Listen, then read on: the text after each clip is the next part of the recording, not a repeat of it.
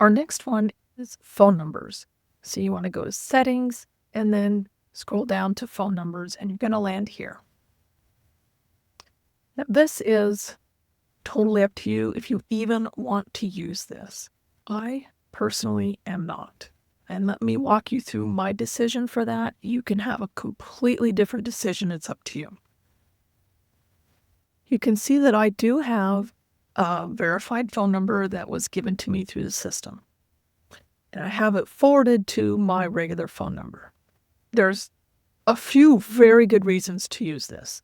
If you are using a cell phone number for your business and you no longer want to give people your cell phone number, you can use a marketing number instead, and no one will ever know your cell phone number. If you're like me and you've been in business for 20 years and that number's been out on the internet for 20 years and it's everywhere out there on the internet, which is a big reason why I didn't want to go this route, it's a lot to get that changed. The other really good reason to use this marketing number is because when someone calls this number, it's automatically put into your GoHighLevel system. So you can record calls, you can get transcripts of those calls, you can attach notes to the customer file. All of that stuff, you have to be using their number in order for that to work. And there's also a bunch of AI things built into GoHighlevel that, again, won't work if you're not using their phone number. So there's a few things that you'd be giving up if you choose to keep the number that you've had for years and years.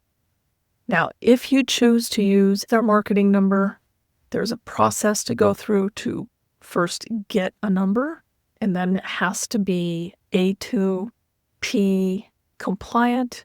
So you want to make this decision early on and then stick to it, because it might take you a week to a month to actually get this phone number working through the system.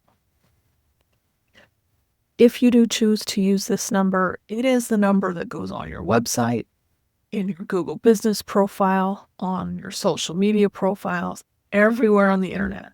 You need to use this number instead of whatever you're using now. So the process to add a number, we're going to add a phone number, and you come down here and it tells you some numbers that are available. I would choose a number that is in your specific area code. So we've got this filtered to the United States. You can see that GoHighlevel is international. And every time you refresh, you're going to get a new set of numbers. They also have toll-free numbers that you can use in here. And you can see that there is a monthly charge for the numbers depending on what they are. If you want to come down here and filter by capabilities, if you don't want to look at any of the 800 numbers or toll-free numbers, just uncheck that.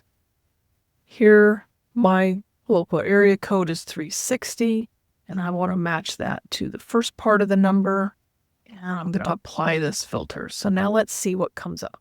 So I've got several to choose from. So you want to filter to your own local area code, find the number, and again, there will be a monthly charge for that in addition to whatever you're paying for GoHighlevel.